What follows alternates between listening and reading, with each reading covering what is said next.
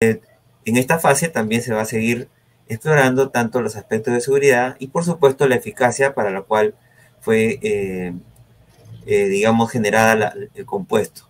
Al final, ¿no? De millares de compuestos, solamente uno o dos terminarían siendo los que llegan a la población en general, ¿no? Y continuarán sometiéndose a evaluación, ¿no? En la fase 4 de vigilancia. En este proceso, ¿no? Hasta que salga el compuesto a la luz, ¿no? Más o menos cuesta 800 millones de dólares, ¿no? Hasta 800 millones de dólares, ¿no? Entonces no es, digamos, simple ni económico desarrollar un medicamento, ¿no? Por lo tanto, debemos preguntarnos si este dinero y este camino es algo que anda bien, si se está haciendo todo correcto, ¿no?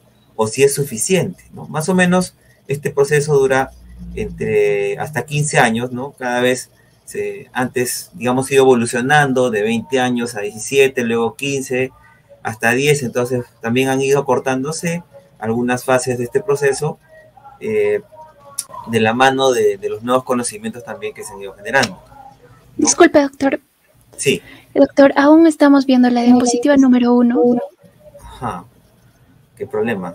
Yo acá estoy pasando. Doctor, en compartir pantalla, solo parece que se está compartiendo la ventana nomás. Entonces, sería de presentar pantalla completa. Estoy en pantalla completa. Dejar de presentar y volver a presentarlo. A ver. Entonces, salir de pantalla completa se refiere. Sí, doctor. O dejar de compartir. Dejar de compartir y presentar otra vez. A ver. En presentar toda la pantalla. Sí, comprendo. Un momento. A ver, vamos a ver. Ya, he salido entonces. Y me dice que vuelvo a compartir, ¿no? Ya, entonces compartir pantalla. Entonces, compartir pantalla simplemente. Completa. Completa. A ver, vamos a ver. Compartir pantalla completa, no ventana. Completa, doctor. Ya. Ok, ahí debe estar saliendo la interfaz del streaming, ¿cierto? Entonces solamente le pongo ahora sale las diapositivas. Se ve bien, doctor. Las diapositivas. Voy a darle pantalla completa para ver si se proyecta completo. ¿Ahora se ve toda la pantalla completa? Sí, podemos observar. Ah, muy bien. Ok, gracias. Disculpe, gracias, doctor. No hay problema. Bien, entonces, vamos a ver, ¿no? Que a pesar de todo este desarrollo, ¿no? del medicamento, ¿no? Existen diferencias, ¿no? Como para ir poniendo en contraste, ¿no? Si es que esos 800 millones de dólares y todo ese tiempo invertido en el medicamento es suficiente, ¿no? Debido a que el medicamento, cuando entra a la realidad, cambia, ¿no? Miren, entre el ensayo clínico y la realidad, que sería el momento en que el medicamento ya sale a la población en general, ¿no? Los pacientes ya se convierten en personas de diferentes regiones, áreas, tamaños, procedencias étnicas, etc. Y en el ensayo, entre comillas, ¿no? Son homogéneos, pero sí lo son, si es que recordamos que en los criterios se buscan que sean personas, digamos, mismo sexo, misma proporción en sexo, varones, mujeres, con pesos y tallas muy parecidos, etcétera, ¿no? O sea, físicamente, ¿no? Homogéneos, pero biológicamente, ¿no? Y sobre todo genómicamente, ¿no? Y desde el punto de vista de los fármacos, farmacogenómicamente, ¿no? Es algo que no viene siendo considerado, por eso es que desde ahorita lo voy resaltando, ¿no? Y por supuesto, eso también, ¿no? Estaría calzando acá en la realidad, donde sumaría a la heterogeneidad del paciente que se expone un fármaco que salió a la luz y son los fármacos que estamos utilizando en el presente, desde los más nuevos hasta los más antiguos. En la realidad, ¿no? Los pacientes van a presentar múltiples patologías, ¿no? En el ensayo, según el ensayo, va a ser una patología específica, ¿no? en la realidad va a estar sometido a otros fármacos concomitantemente. En el ensayo va a ser algo muy controlado, ¿no? Y el tratamiento en la realidad puede ser variable, en cambio en el ensayo es definido, ¿no? En la realidad el tratamiento es de larga duración, en el ensayo dura el tiempo del ensayo, ¿no? Y bueno, y el cumplimiento en la realidad es muy variable, ¿no? El cumplimiento en el ensayo, digamos, es menos variable porque es controlado, ¿no? Y aquí es donde pongo, ¿no? Que en la realidad, además, ¿no? Para el caso de este congreso, vamos a poner en contexto la altitud, ¿no? En la realidad, el medicamento va a llegar a una región de altitud que no solamente es altitud desde el punto de vista del ascenso, de la presión barométrica, sino también porque la altitud, ¿no? Propiamente las regiones de altitud, en especial, por ejemplo, en las que nosotros residimos, ¿no? Vamos a tener características climatológicas como calor y frío extremos, ¿no? Desastres naturales, radiación, el acceso a salud y otros aspectos importantes de bienestar, ¿no? O de necesidades básicas es diferente, ¿no? Asimismo, en altitud vamos a tener patologías propias de altitud. Entonces, la realidad del medicamento cuando sale es que va a llegar a zonas donde hay altitud y a zonas donde no. En el ensayo no hay altitud. Los ensayos clínicos son hechos en condiciones controladas que excluyen a la altitud y todos estos factores que estamos mencionando, que por ejemplo son variables presentes en la altitud, entre otras más. Por supuesto que podríamos hacer un meeting, no sé si el Congreso lo quiere, un meet con todos los ponentes, y podríamos hacer una definición de todas las potenciales variables presentes en altitud que podrían desencadenar luego potenciales estudios. La hipoxia es algo que está presente, ¿no? En la altitud, pero en la realidad, ¿no? Va a estar presente en altitud de manera natural, ¿no? Pero no en otras regiones, ¿no? En el ensayo no está presente la hipoxia, es algo que se controla, ¿no? Y bueno, en la realidad, ¿no? Los medicamentos se van a exponer a gestantes, personas mayores, niños, y en ensayos clínicos no. Entonces hay muchas diferencias entre el ensayo clínico y la realidad, y por ello, pues, pensar, ¿no? Que lo que se ha hecho aquí es suficiente para utilizar el medicamento de la manera más segura y más eficaz, y en todas las realidades, o microrealidades o macrorealidades, no sería algo que deberíamos aceptar. Es suficiente, por lo tanto, ¿no? Tomando en cuenta este análisis, lo hecho en el desarrollo de los fármacos que llegan a todos los tipos de poblaciones.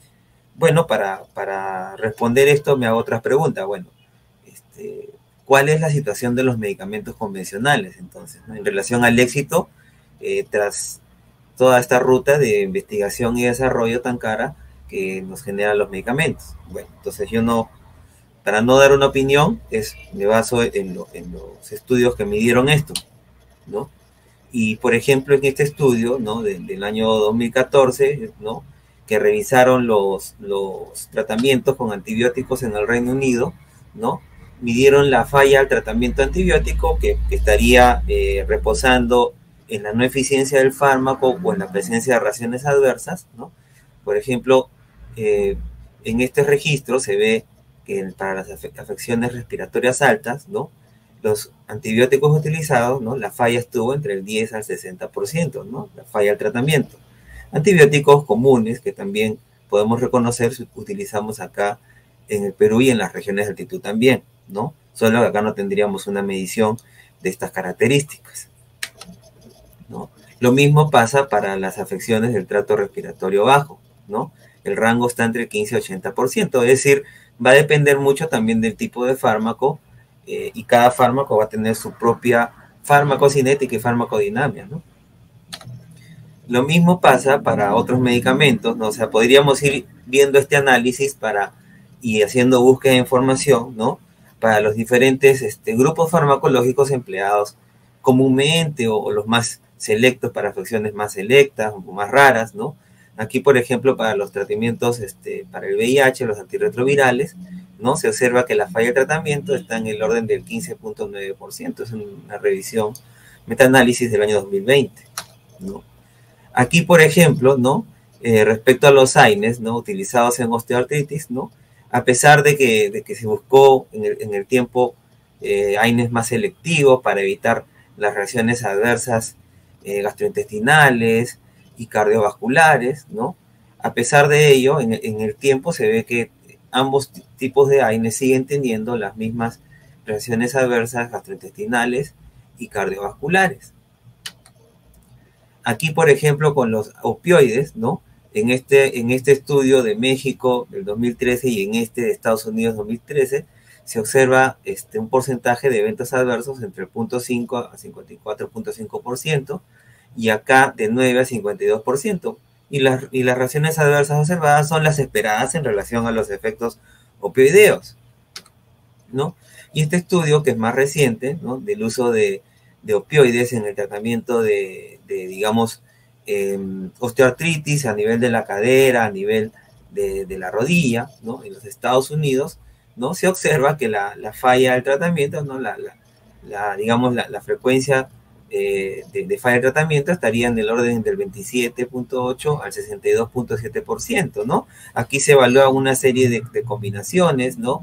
De regímenes de opioides utilizados. El hecho es que cuando se combinan los opioides de long acting opioides, de corto efecto y de largo efecto, ¿no?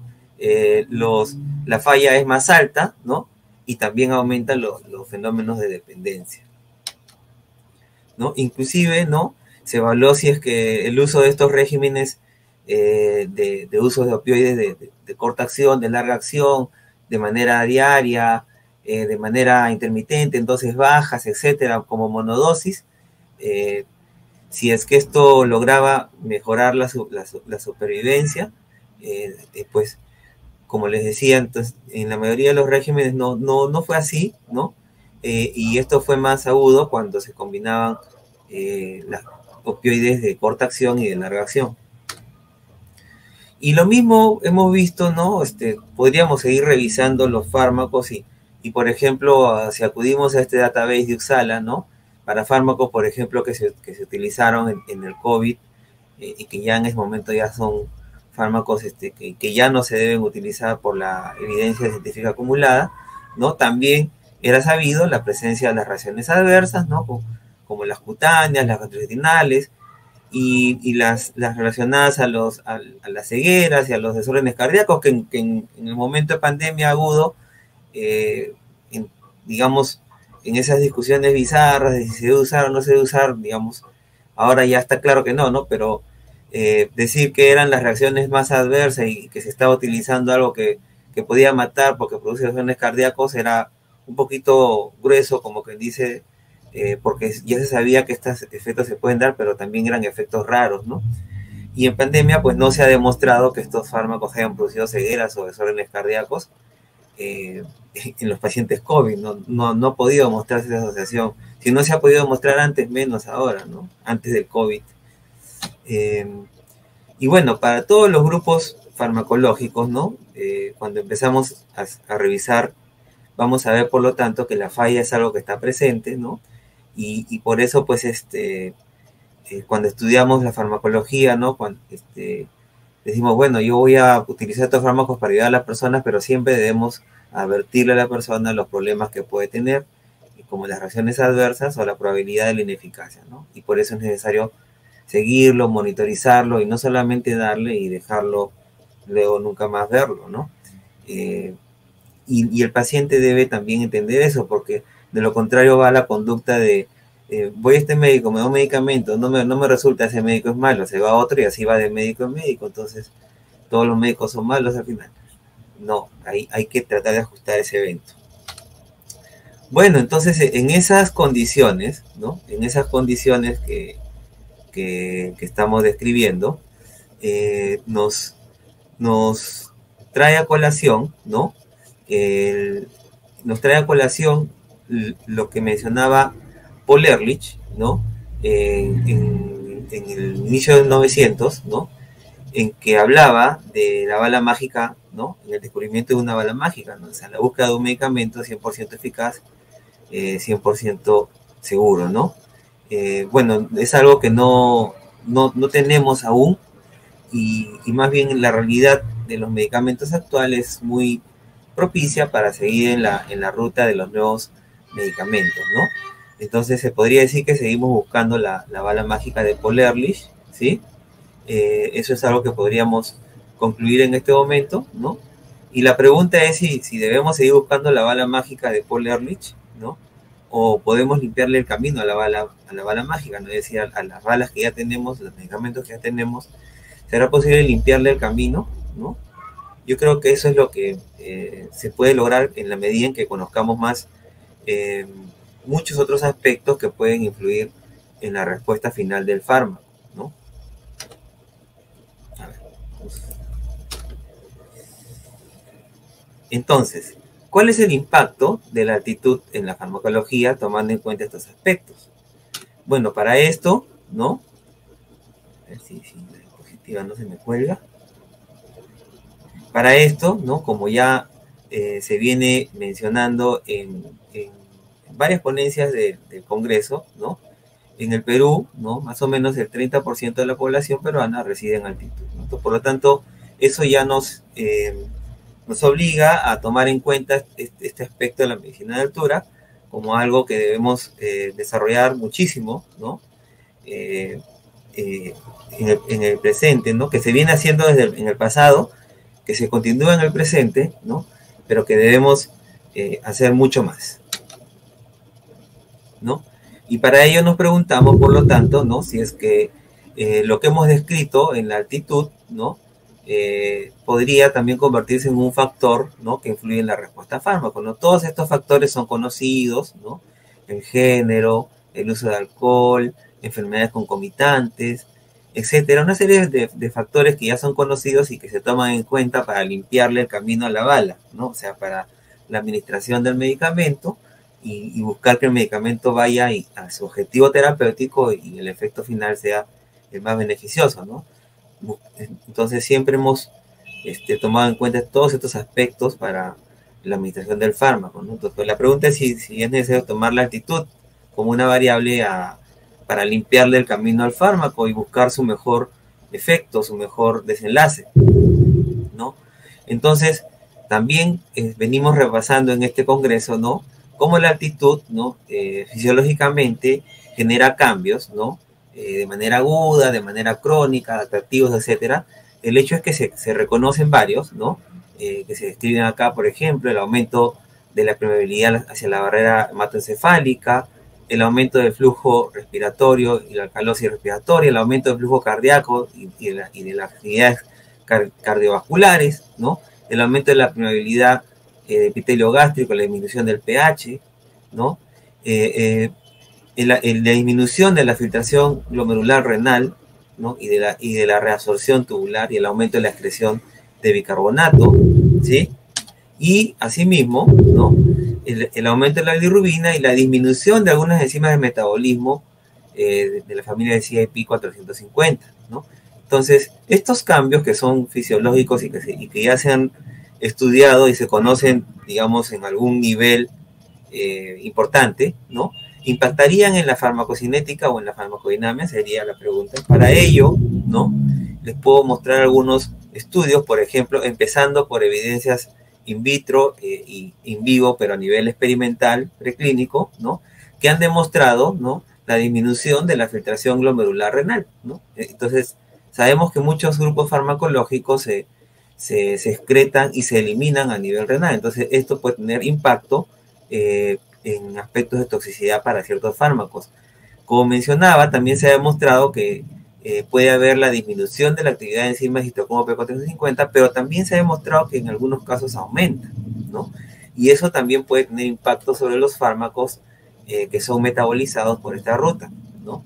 Y también se observa disminución del flujo sanguíneo a órganos, ¿no? Esto también puede influir sobre la distribución y la biotransformación de los fármacos, ¿no? Aquí, por ejemplo, en este estudio que se realizó en ratas, ¿no?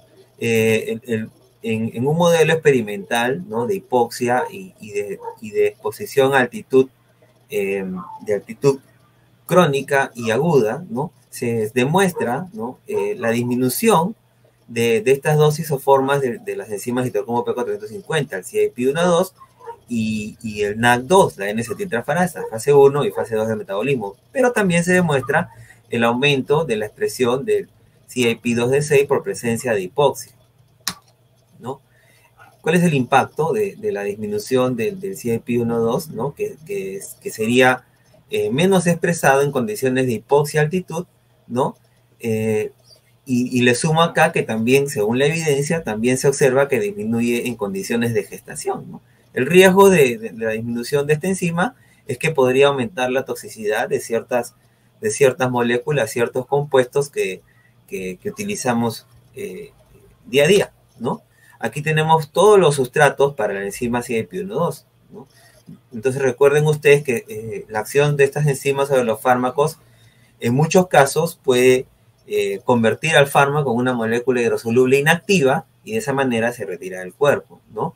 Entonces, si por lo tanto disminuye, no se haría esa función y por lo tanto el fármaco podría estar más acumulado en el cuerpo y eso puede tener implicancias en la farmacodinámica, ¿no? Entonces, estamos hablando de una enzima que tiene acción sobre varios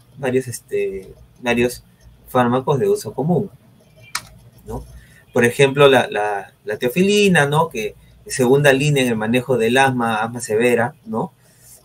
Por ejemplo, ¿por qué la puse como ejemplo? Porque es una droga que tiene ventana terapéutica estrecha, por lo tanto, pequeñas variaciones en la concentración plasmática puede rápidamente llevarlo a toxicidad, ¿no? Que se puede manifestar por efectos cardiovasculares como hipotensión, arritmias, entre otros, ¿no?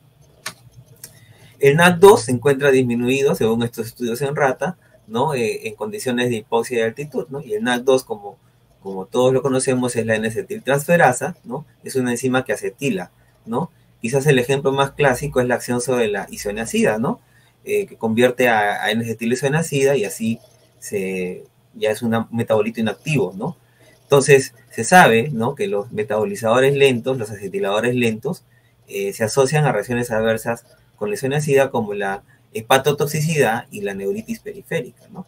Entonces, en altitud, ¿no? Hipoxia estaría disminuida esta enzima, vale decir que la altitud estaría ocasionando un fenotipo de tipo acetilador lento, ¿no? Y este es otro estudio también en roedores en que se demuestra que en altitud e hipoxia disminuye la isoforma CYP2E1 y CYP3A1, ¿no? Bueno, este es un estudio en ratas, pero en este caso ya es un estudio de farmacocinética, ¿no? En ratas, ¿no? En las cuales se han sometido al propanolol, ¿no? Y se ha hecho un modelo experimental de ratas expuestas digamos, en nivel del mar y en altitud, ¿no? Simulando una altitud de 4010, ¿no? Y entonces se observa, ¿no? Que en este caso el propanolol, ¿no?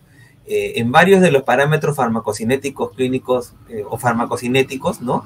Que utilizamos en clínica, como el área bajo la curva, el tiempo de vida media, entre otros, ¿no?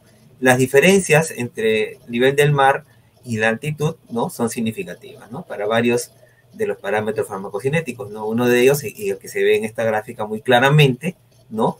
Es el aumento en la concentración plasmática, ¿no? En este caso del propanolol. Y un aumento bastante significativo, ¿no? Como podemos ver en la gráfica, ¿no? Evidentemente, ya sabemos los efectos del propanolol, que es un beta bloqueador, etcétera.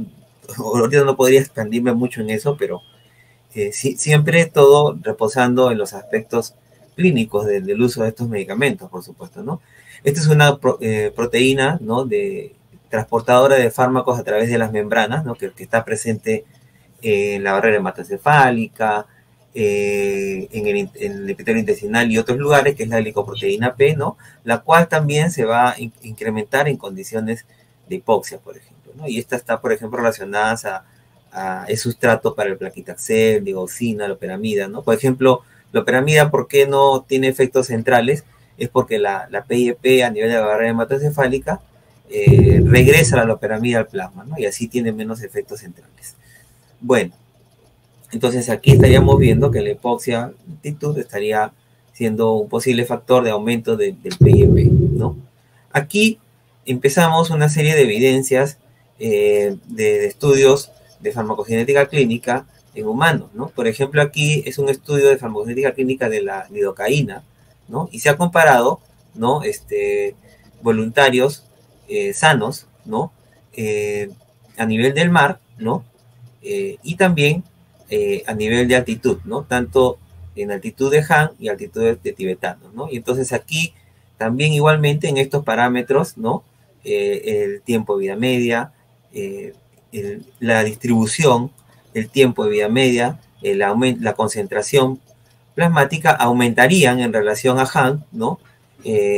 Estos niveles, ¿no? En altitud de la lidocaína y la excreción, o sea, el retirar el fármaco del cuerpo por la vía renal estaría disminuida, ¿no? Aquí también, ¿no? se hizo una especie de metaanálisis de estos estudios que fueron realizados con medicamentos utilizados para afecciones de altitud, ¿no? Al de montaña, y el resultado, ¿no? Fue que también se observa, ¿no? Para estos parámetros, tiempo de vida media, unión al eritrocito, excreción, clearance y el tiempo de vida media, ¿no? Básicamente, ¿no? Excepto el clearance, ¿no? Estaban incrementados, ¿no? En altitud, y más bien el clearance estaba disminuido, o sea, la excreción estaba disminuido de estos fármacos en altitud, ¿no? Entonces, por lo tanto, los cambios en la altitud, ¿no? Que son los fisiológicos que se revisaron acá, más las evidencias que hemos mostrado, impactarían en la farmacocinética y en la farmacodinamia, ¿no? Sabíamos que en la población íbamos a tener personas que responden bien a los fármacos y que no responden bien, y sabíamos que los no respondedores estarían calzando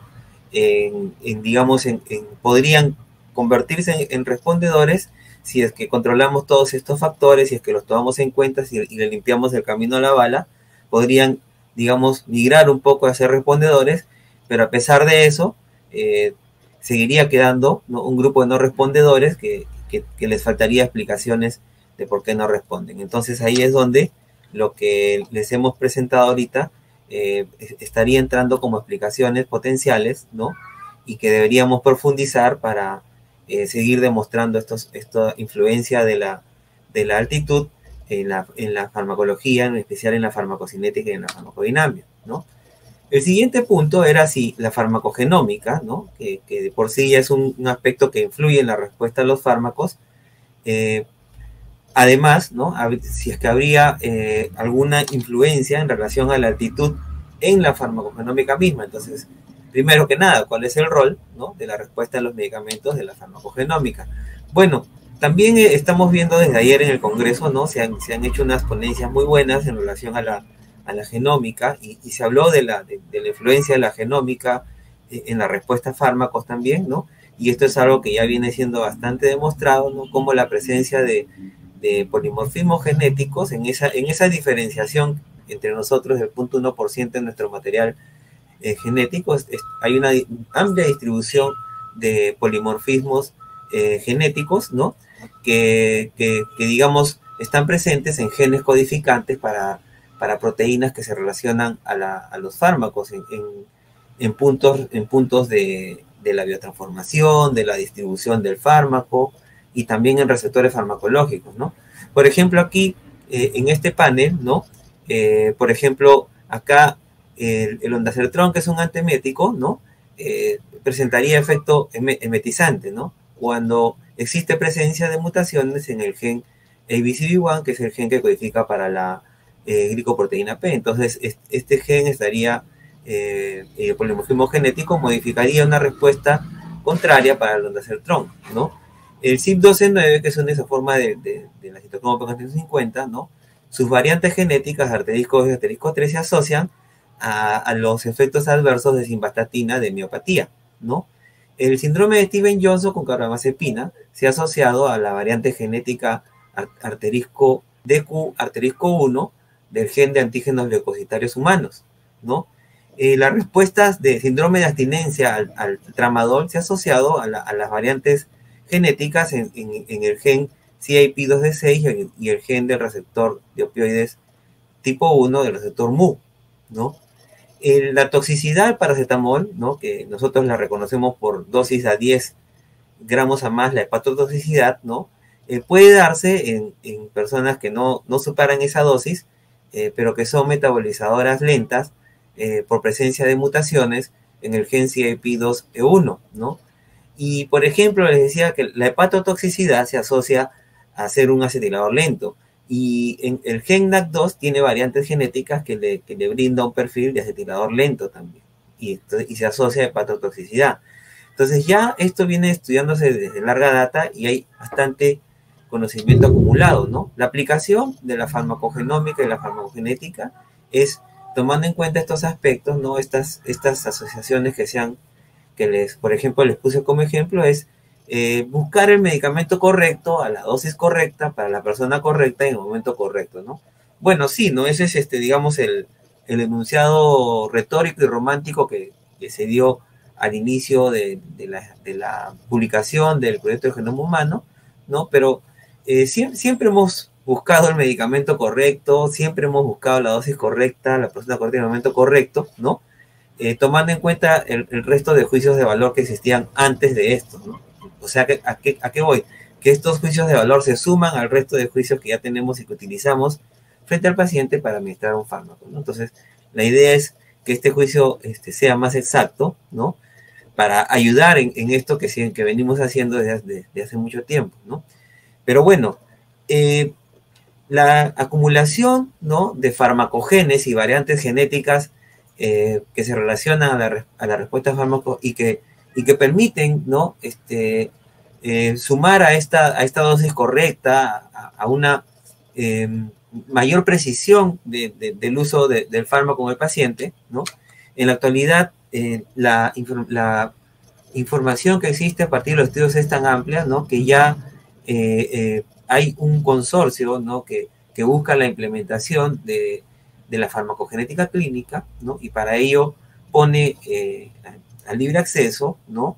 Una serie de guías clínicas, ¿no? Seleccionadas, ¿no?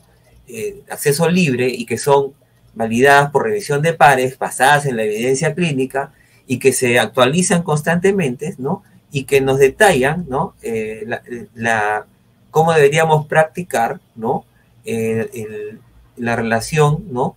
Del fármaco gen y la droga para optimizar el tratamiento que se le viene dando a los pacientes, ¿no? Entonces, miren ustedes, por ejemplo, esto está de acceso libre en este website, PharmGKB, ¿no? Aquí pueden ver, miren, todas las guías clínicas que se tienen, 155 en este momento, ¿no? Les pongo un ejemplo, miren, el gen 2D6, ¿no? Es un gen que tiene 9 exones, es un gen con 1000 pares de bases, es un gen bastante polimórfico, ¿no? En todos estos exones hay infinidad de variantes genéticas, ¿no? Que finalmente generan que existan personas que son metabolizadoras lentas, intermedias, extensivas o ultra rápidas, ¿no? ¿Cómo esto calza en una guía clínica que ya es de acceso libre y que la utilizan en otras regiones del mundo? Por ejemplo, acá, esta es una guía clínica para implementar la farmacogenética para el gen 2D6 y 2D9, ¿no? Que sería los genes que están implicados en el metabolismo de los antidepresivos. Entonces, ¿cómo utilizamos estos genes para la dosificación de los antidepresivos tricíclicos, ¿no? Entonces, primero, ¿no? Vemos que un antidepresivo tricíclico como la triptilina, ¿no? Se va a metabolizar hacia nortriptilina, ¿no? Por la acción de la enzima 12-9, ¿no? Y este es un metabolito activo. La enzima 2D6, ¿no? Le ocasiona a la amitriptilina, ¿no? Que se forme a 10-hidroxiamitriptilina, que es un metabolito inactivo, al igual que la nortriptilina, que se forme a 10-hidroxinortriptilina, que es un metabolito activo, ¿no? Por lo tanto, ¿no? Si hay menos actividad del 2D6, habrá más amitriptilina, ¿no? Y si esta actividad está normal, entonces habrá más amitriptilina y más nortriptilina. Y si está acelerada esta enzima, habrá más nortriptilina, ¿no? Entonces, Por lo tanto, ¿no? La influencia de la variante genética que puede ocasionar que, por ejemplo, el 2D6 tenga una actividad lenta, ¿no? Es importante. Y eso es lo que se refleja en estas guías clínicas, ¿no? En la cual además nos diferencian. Estos son todos los efectos adversos que se relacionan de manera general a los antidepresivos tricíclicos, ¿no? Y estos serían los relacionados al metabolito, nortritilina. Y este sería los relacionados a los metabolitos inactivos, pero que también se relacionan a efectos adversos como los cardiotóxicos. Entonces ya no es, digamos, solamente tomar en cuenta de manera general los efectos adversos de los antidepresivos tricíclicos, sino también tomar en cuenta lo específico para los metabolitos mediados por 2C9 y los metabolitos mediados por 2D6, ¿no? Finalmente, ¿cómo aterriza eso? Si yo tengo previamente, ¿no? el diagnóstico del genotipo que me va a predecir el tipo de metabolizador ultra rápido, intermedio, lento, ¿no? La guía clínica, ¿no? Basada en el fenotipo, con el diagnóstico del genotipo, ¿no? Me dice, el metabolizador ultra rápido, ¿no? Incrementa los metabolitos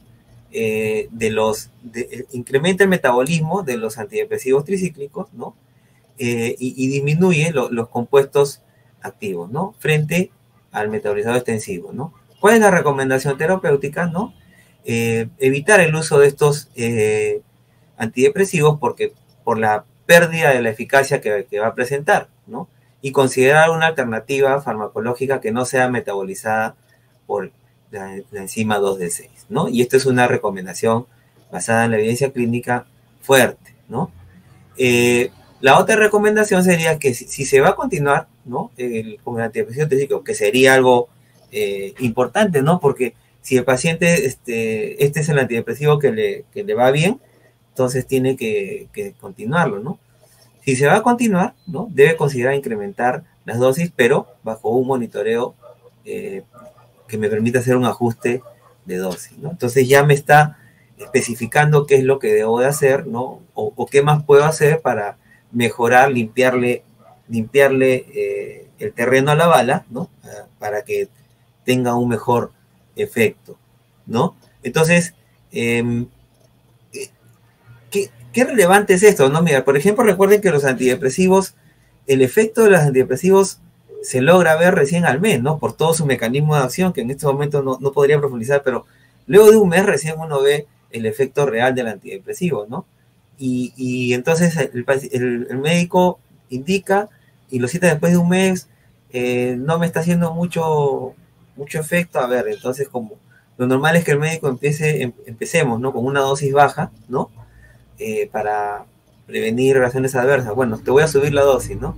Y espero otro mes más. Entonces, la idea es que con la farmacogenética, pues se acorte ese tiempo, ¿no? De ir de ensayo-error hasta encontrar la dosis que le calce al paciente, ¿no?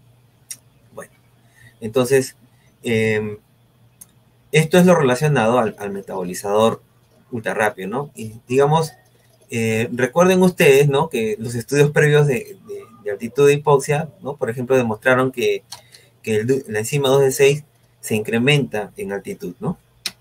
Bueno, por eso también es importante decirles que ya existen bastantes ofertas de test diagnósticos de farmacogenes que pueden ayudar a estos aspectos que estamos hablando, ¿no?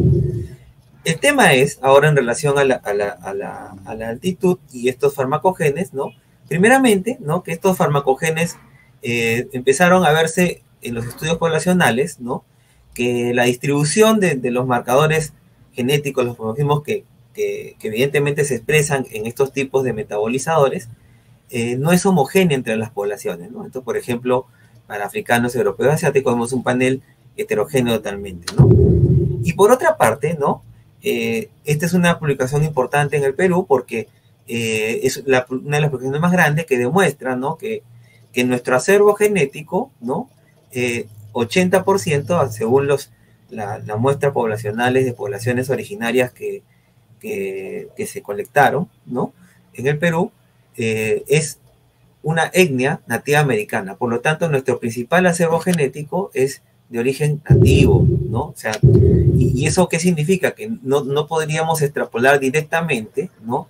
O sea, eso suma a aquello que ya sabemos de no extrapolar directamente lo relacionado a Europa, a África, a Asia, porque no lo somos, ¿no? Que no lo somos, que tengamos descendencia, ¿no? Por ancestralidad es otra cosa, pero ya aquí, ¿no? Somos un grupo poblacional que, si bien es cierto, somos la región del mundo que se ha poblado al final, ¿no? No somos en acervo genético iguales al resto. Entonces eso también nos obliga también a caracterizarnos genómicamente, y en términos de caracterización genómica de farmacogenes, por ejemplo, en el año 2007 sale este estudio del gen NAC2 y sus variantes genéticas, ¿no? O sea, empiezan a salir los estudios de farmacogenes. En el año 2007 sale esta primera publicación del doctor Tarazona Santos, que trabaja en la Universidad de Minas Gerais, Federal de Minas Gerais, es un peruano, un biólogo peruano que trabaja allá, ¿no? Y encontró, ¿no?, que incluyendo 3 subgrupos poblacionales peruanos, ¿no?, encontró y en la región explorada, que estaría predominando las variantes genéticas que infieren un genotipo acetilador rápido en esta región del mundo, ¿no? En el año 2015, ¿no?, participando de forma colaborativa con un grupo de Brasil también, pero de Río Grande del Sur, ¿no?, se hizo este estudio del NAC2, ¿no? Lo interesante de este estudio, ¿no?, es que lo que se demuestra, ¿no?, se corrobora, ¿no?, y que incluyó otras muestras que no había estudiado Tarazona, otras muestras de peruanos que no había incluido Tarazona, se incluyó más muestras de andinos, ¿no?, o sea, de poblaciones de altitud, y se demuestra, ¿no?, que se corrobora que el acetilador, las variantes que predicen un acetilador rápido siguen siendo las predominantes, ¿no?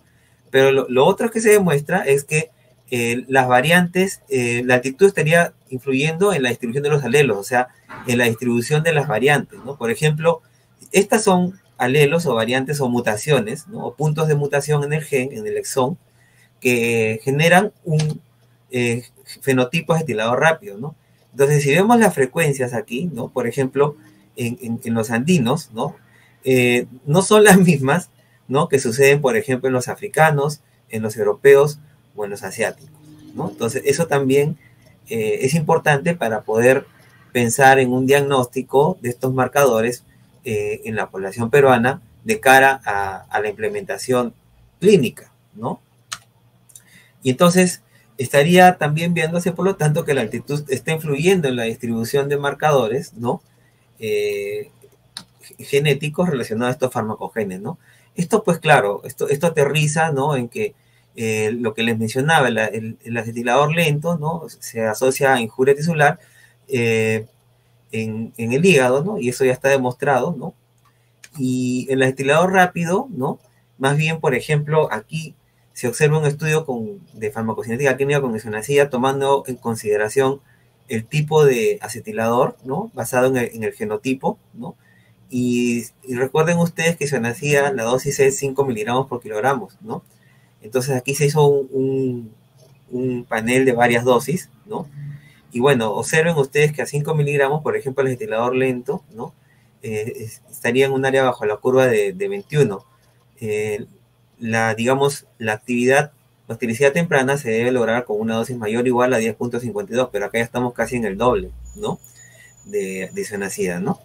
Y el acetilador rápido vemos que el área bajo la curva está en 4, ¿no? O sea, está en la mitad de lo necesario para lograr esta actividad bactericida temprana, ¿no? Entonces, esto es lo que para algunos investigadores se debe hacer un cambio en la dosificación de la isonacida, ¿no?, para lograr que se logre siempre esta actividad bactericida temprana y que no se exponga a la persona a dosis que puedan llevarlo a efectos tóxicos, ¿no? Pero no ha cambiado todavía eso, o sea, eso es algo que sigue en investigación y que no ha tenido el impacto para hacer cambiar el manejo en la tuberculosis, ¿no? Bueno, esperemos que con el tiempo se logre, ¿no? Eso es algo que tengo interés.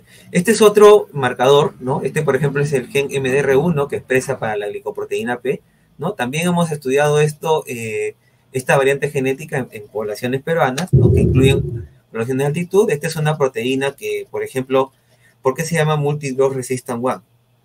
Porque, por ejemplo, ¿no?, esto se demuestra con los antineoplásicos. El antineoplásico debe llegar al citosol para producir su efecto citopático, ¿no?, o citotóxico, perdón.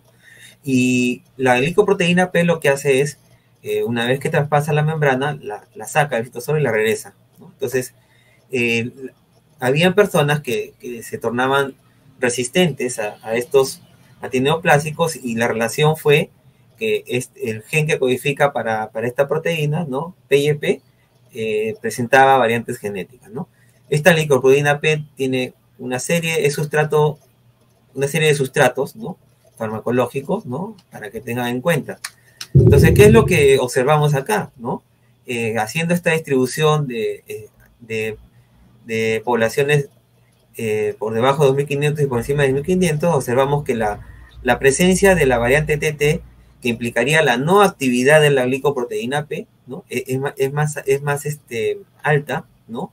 En poblaciones de altitud, por ejemplo, en pobladores de Puno, de los Uros, ¿no? Es donde se ve una de la mayor presencia de esta mutación, ¿no? Entonces, estas personas, por ejemplo, en términos del antineoplásico, serían menos resistentes al antineoplásico. Pero las personas a nivel del mar tendrían más posibilidad de tener resistencia a estos antineoplásicos, y lo correspondiente a los diferentes grupos farmacológicos. Aquí también hemos explorado, ¿no? El gen 12-9, que es otro gen importante para el metabolismo, ¿no? Y hemos podido predecir la frecuencia de los metabolizadores, ¿no? Entonces, lo que está predominando es el metabolizador rápido, ¿no? Y en menor proporción el metabolizador lento e intermedio, ¿no? ¿Por qué es importante este gen y esta enzima? Porque metaboliza una serie de fármacos de uso común, antiinflamatorios, procedimientos orales, anticoagulantes, diuréticos, etcétera, ¿no? Por ejemplo, en este estudio se ve cómo el ser metabolizador pobre, ¿no? Para warfarina, por ejemplo, aumenta el área bajo la curva, ¿no? Y sabemos que si aumenta el área bajo la curva, aumentan las hemorragias, ¿no? Entonces, aquí estamos viendo ya que en algunas poblaciones de altitud, ¿no? Se están observando más presencia de metabolizadores pobres e intermedios frente a pobladores de nivel del mar, ¿no?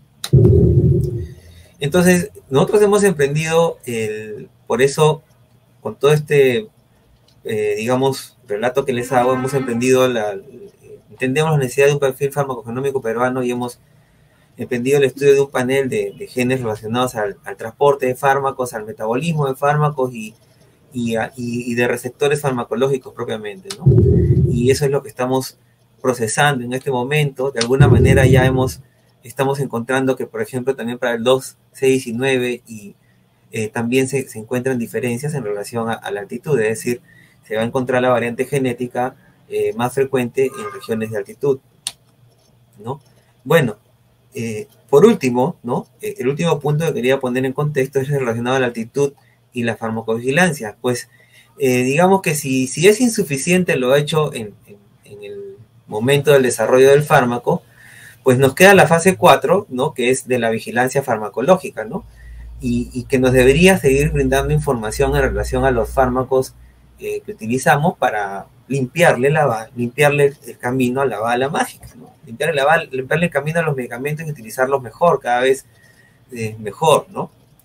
Bueno, en ese sentido, la farmacovigilancia justamente es una ciencia y son las actividades relativas a la detección, evaluación, comprensión y prevención de las reacciones adversas, que sería uno de los eventos de falla del tratamiento de los fármacos, ¿no? Y la idea es que estas actividades contribuyan al uso seguro y racional de los medicamentos, ¿no? Hay dos formas de hacer farmacovigilancia, una pasiva y una activa, ¿no? La pasiva se basa en los reportes espontáneos de las reacciones adversas, ¿no? Al órgano de salud, digamos, correspondiente en los diferentes países, ¿no? En el Perú sería el DIGEMIT, ¿no? Al Sistema Nacional de Fármaco Tecnovigilancia. Y la activa sería mediante haciendo estudios que me permitan demostrar, ¿no? Los efectos, corroborar los efectos comprobados en la fase de investigación preclínica y clínica, o ir vigilando nuevos efectos, ¿no? Que entre los buenos y los malos, ¿no? Esto sería una farmacovigilancia activa, ¿no? Bueno, primero deben saber ustedes que la notificación, ¿no? De los que deben notificar las reacciones adversas son todos los profesionales de la salud, médicos, químicos, farmacéuticos, enfermeros, odontólogos, nutricionistas, etcétera, todo personal de salud, ¿no? Y también los pacientes lo pueden hacer, ¿ya? Y en el pasado, ¿no? Era llevar tu ficha de amarilla, en la cual escribías la RAM, ¿no? Pero ahora hasta lo puedes hacer por vía digital, ¿no? ¿Ya? Firmando una declaración jurada, etcétera. Bueno, a pesar de existir esa facilidad, ¿no? Aquí, por ejemplo, para poder ver cómo está esto, he tenido que hacer búsqueda, ¿no? En las páginas institucionales del DIGEMIT y he encontrado estos boletines de farmacovigilancia y tecnovigilancia, en el cual se demuestra, ¿no? Que siguen siendo los reportes que se dan en los centros asistenciales, ¿no? Y los que más llegan, ¿no? Al sistema de vigilancia, ¿no? Y de alguna manera lo son porque son, de alguna manera hay un poquito más de presión en esos niveles para que se reporten las RAM, ¿no? Pero no más sucede en los hospitales, que son más regulados, menos en las clínicas, menos en los institutos y menos en los policlínicos, ¿no? Entonces ahí hay algo que ajustar. En relación a la altitud, ¿no? Y se está reportando en altitud, ¿no? Que sería lo que nos interesaría. Bueno, tomando en cuenta todo lo que les he mencionado de altitud y farmacología, ¿no? Sería bueno vigilar también en altitud porque nos daría también más información en relación a la farmacología, ¿no? Y bueno, la respuesta es que no, ¿no? Según este quinto indicador de porcentaje de notificaciones de sospechas de RAM validadas y evaluadas, ¿no? En la altitud se reporta menos que en Lima, por ejemplo, ¿no? Y bueno, aquí saqué de la información acá, saqué la tabla de todos los lugares que son de altitud, ¿no? Y los reportes que se hacen en el 2020, ¿no? Entonces, por ejemplo, miren, Puno, ¿no? Solamente 193 reportes. Que signifique que tienen menos RANs y que su farmacología sea diferente, no lo sé, ¿no? Podría ser, puede calzar en todo lo previamente dicho, ¿no? O simplemente no se está haciendo el trabajo bien, ¿no? Y eso también da cabida a motivar a la investigación también de farmacovigilancia activa, ¿no? Cero para Purímac, Andahuaylas, o sea, pensar en que las personas no usan medicamentos en estas regiones y que no existan reacciones adversas, no es algo que se pueda creer así tan simple. Por lo tanto, hay una carencia, ¿no? De farmacovigilancia en general en el país, ¿ya? Pero cuando contrastamos con zonas de altitud, esto todavía es más agudo, ¿ya? Muy bien, entonces, para terminar, ¿no? La altitud podría influir en la farmacología, sí, ¿no? Tomando en cuenta lo que les estoy mostrando, con certeza que sí, ¿no? Y eso nos lleva a que debemos revalidar los efectos, evaluando la seguridad, la eficacia en la altitud, el impacto clínico, hacer más vigilancia farmacológica en altitud y profundizar en vías moleculares, ¿no? Que nos va a ayudar a comprender más inclusive a la farmacología propiamente, ¿no? Los modelos de hipoxia están excluidos en la fase preclínica, en las fases clínicas también, ¿no?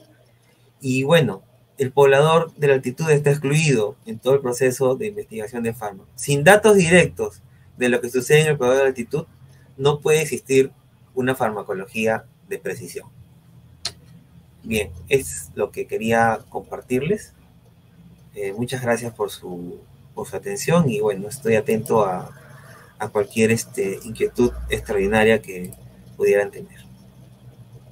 Doctor, es verdad que esta ya es la tercera vez que nos está acompañando, ¿no?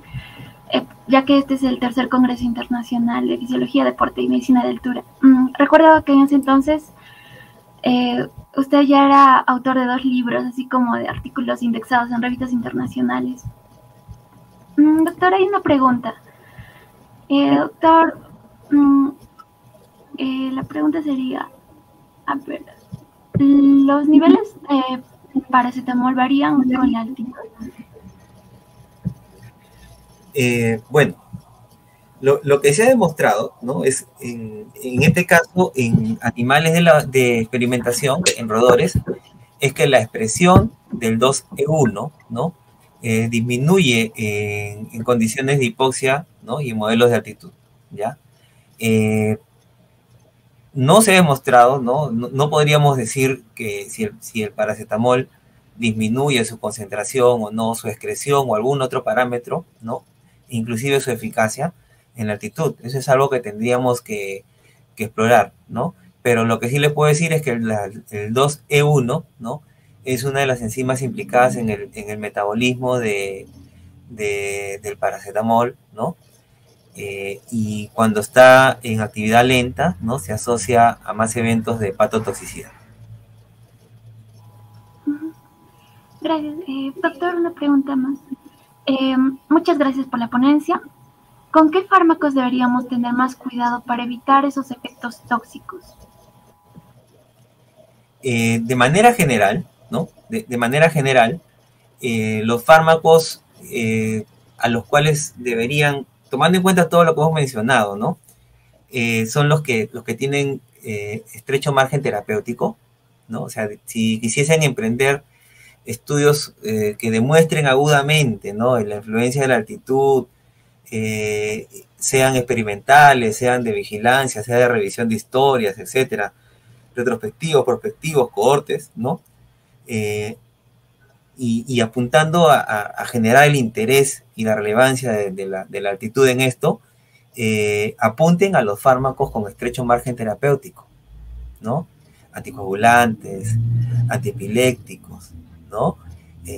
Por mencionar, ¿no? O fármacos que requieran monitoreo, ¿no? Algunos antibióticos, por ejemplo, también. Porque evidentemente, ¿no? Ahí las variaciones en concentración son agudas en términos de toxicidad, por ejemplo. Entonces, creo que debería empezarse por algo y debería empezarse en ello, quizás, ¿no? Por un lado, ¿no? Y por otro lado también, también verlo para fármacos de uso muy común también, ¿no? Porque también puede ser más accesible hacer estudios también en fármacos más comunes, ¿no? Para afecciones comunes, ¿no? Enfermedades crónicas no transmisibles, antihipertensivos, antidiabéticos, ¿no? Analgésicos, definitivamente. Gracias, doctor. Otra pregunta, doctor. Doctor, buen día. Muy buen día. En este caso, de nuevo fármaco, molnupiravir para el COVID-19 y frente a la situación de la pandemia en la que nos encontramos, ¿el proceso de aprobación del fármaco en Perú es el mismo? Sí, los procesos de aprobación de los fármacos en el Perú se rigen al órgano rector, y en este caso, si es una nueva droga que va a entrar al Perú, ¿no? Va a tener que pasar por toda la reglamentación establecida por el DIGEMIT, ¿no? Y si se va a requerir ensayos clínicos que validen, ¿no? Se somete al INS. Gracias, doctor. Con respecto a la vigilancia de efectos adversos en caso de las vacunas, ¿cuáles son los parámetros para el retiro o restricción de alguna? Es decir, en países europeos retiraron vacunas que en Perú no. Ya. Bueno, mire, yo le voy a ser sincero, ¿no? De hecho que en farmacovigilancia, ¿no? También no solamente se evalúan, es decir, entre todos los fármacos, ¿no? O todas las terapias, ¿no? Van a haber terapias, digamos, hay fármacos químicos, ¿no? Como los medicamentos que hemos mencionado, ¿no? Hay fármacos biológicos que le llaman, ¿no? Y en ese rubro están también las vacunas, ¿no? Tiene su pauta específica, ¿no? Que no puedo tener ahorita porque es algo que no me he profundizado mucho, para ser sinceros, ¿no? Pero también se reporta, ¿no? También entra al saco de la farmacovigilancia activa y pasiva, la vigilancia de vacunas, ¿no? Y el principio, ¿no? Es que ante la presencia de reacciones adversas, ¿no?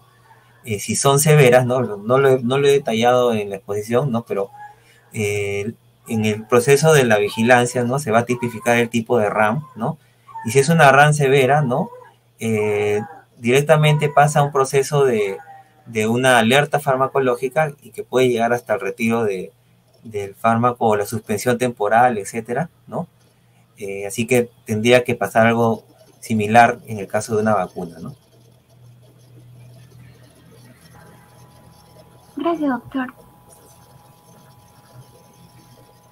Bueno, doctor, ya no hay más preguntas. Bien. Bueno, doctor, una pregunta más. Doctor, ¿qué cuidados y consideraciones deberíamos tener con fármacos empleados para el tratamiento de la leishmaniasis? ¿Qué cuidados? ¿En general o en relacionado a la altitud? Mm, no lo especifica, doctor, En, pero en general, pues los cuidados con el uso de los fármacos, ¿no? Son los cuidados generales, ¿no? O sea, hacer una prescripción adecuada, ¿no? Advertir al paciente de los efectos adversos, ¿no? Eh, y sobre todo eso, ¿no? Advertirle cuáles son los efectos adversos, ¿no? Que van a tener que ellos estar, digamos, saber en qué momento reconocerlos para poder acudir a una asistencia, ¿no? O pedir apoyo, ¿no? Eso es lo general, ¿no? Ahora, específicamente no sé cuál sería la pregunta en ese sentido, ¿no? Tendríamos que revisar todos los fármacos que se utilizan en la leishmaniasis, ¿no? Para específicamente ver algo puntual, ¿no? sí, doctor. Se refería a que por qué son tóxicos. Ah, entonces tendríamos que revisar, ¿no? Exactamente los fármacos utilizados para estos parásitos, ¿no? Ujú. Mm, ya, doctor. Muchas gracias, doctor, por la ponencia. Gracias por estar aquí con nosotros. Bien, muchas Y gracias a ustedes y felicitarlos nuevamente y bueno, adelante con el Congreso.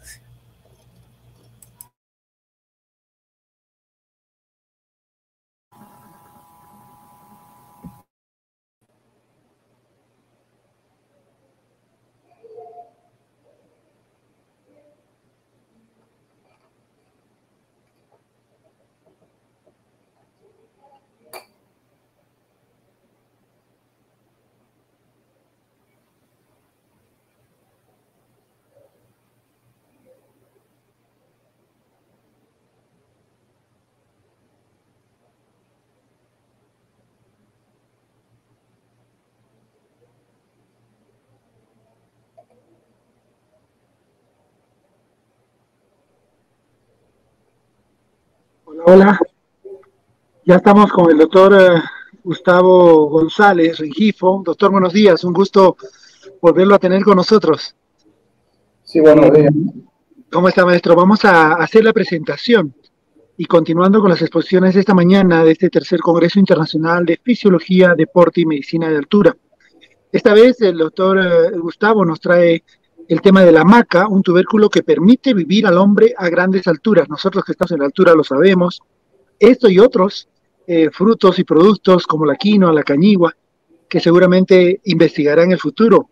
El doctor González es biólogo, médico endocrinólogo, profesor principal del Departamento de Ciencias Biológicas y Fisiológicas y director del Laboratorio de Endocrinología y Reproducción de la Facultad de Ciencias y Filosofía de la Universidad Cayetano Heredia. Además, presidente de la Academia Nacional de Ciencias y secretario bienal de la Academia Nacional de Medicina. Tiene numerosas publicaciones en revistas indexadas y su aparición en numerosos medios masivos de comunicación, tanto nacionales como internacionales, principalmente con el tema de la anemia, que ojalá nos cuente un poquito también. Sus artículos han sido citados 3.851